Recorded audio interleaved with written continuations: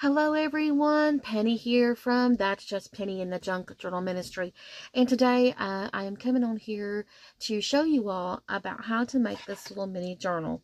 I wanted to show you how to do this little mini journal. Someone had asked me, and let me make sure this camera is up here so you can see.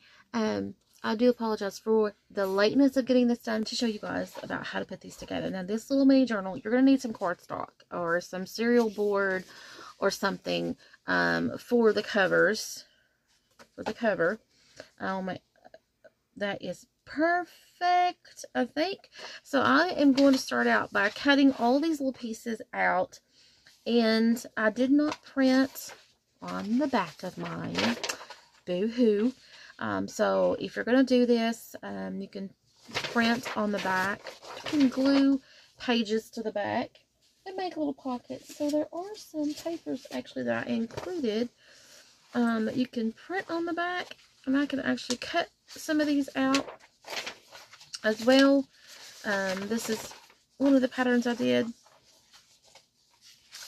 You can print that on the back, or you can just cut these and glue these on the back if you didn't print on the back. So anyway, I'm going to be using some of these. So you're going to need your scissors, you're going to need your glue, and I'm going to use some just an ordinary glue stick. It's not the best, but that's what I've got. And then I've got some Aleene's Tacky Glue mixed with some Elmer's Glue All, not school glue, but Glue All.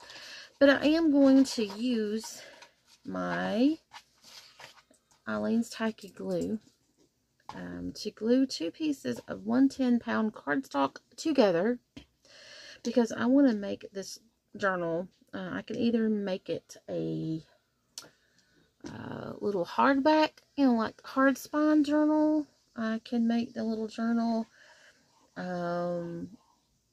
a wraparound cover.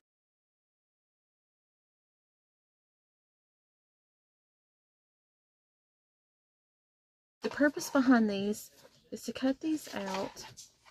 They are numbered, so you will be able to put those in numbers.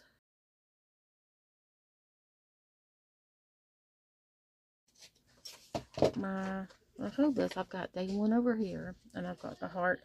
I'm just going to fold it in the middle, like so. Line it up. Now, because I did not print on the back of this, I'm going to have to put some paper or distress it. And I am going to add some paper because I want some pockets, right?